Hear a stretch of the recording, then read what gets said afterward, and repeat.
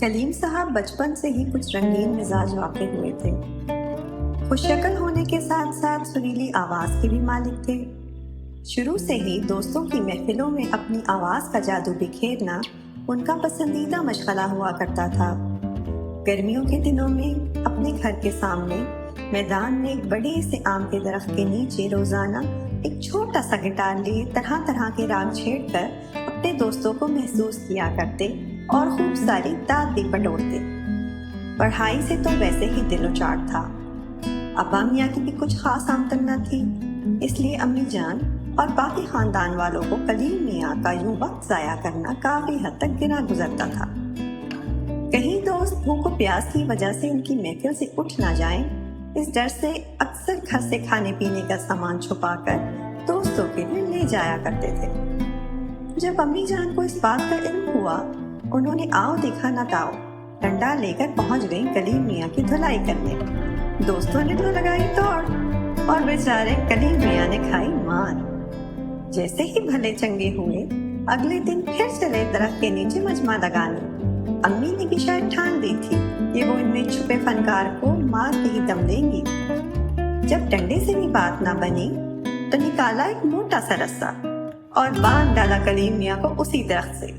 دوست تو پھر بھاگ کھڑے ہوئے، لیکن کلیم میاں نے ساری رات بھوکے پیاسے کھڑے رہنے کے باوجود بھی ہار نہ مانی۔ ایک دن چچا نے خوب دھلائی کی۔ اس وقت تم کچھ ہوگی لگ بھگ 15 سال۔ چچا کا یہ تانا کہیں دل کو لگ گیا کہ عمر بھر تو لوگوں کے بوٹ پالش کرے گا۔ کلیم میاں نے جذباتی ہو کر اپنا سامان باندھا اور لاہور کا رخ کیا۔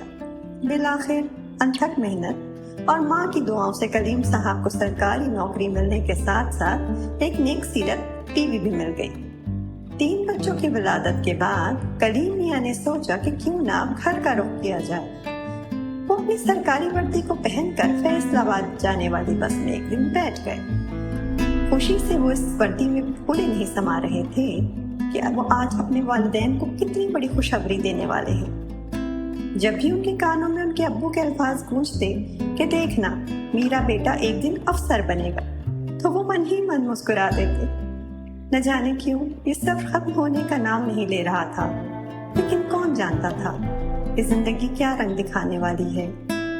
گھر والوں نے کلیم میاں کے بیوی بچوں کو جیسے ہی ابو جان کی فوتگی کی اطلاع ٹیلی فون پر دی، کلیم میاں کے بیوی بچوں نے بھی فیصل آباد کا رخ کیا۔ سارا راستہ روتے پٹتے گزرا۔ بیٹی کے دریافت کرنے پر ماں نے جواب دیا کہ کلیم میاں بھی راستے میں ہی ہوں گے، ان کو کیا معلوم کہ ان کے خاندان پر کیا قیامت گزری ہے۔ جیسے ہی بیوی بچے رکشے سے اترے تو دروازے پر کلیم میاں سرکاری وردی ملبوس سرخ آنکھوں سے اپنے باپ کی میت پر تعزیت کے لیے آنے والوں سے باری باری ہاتھ ملا رہے تھے۔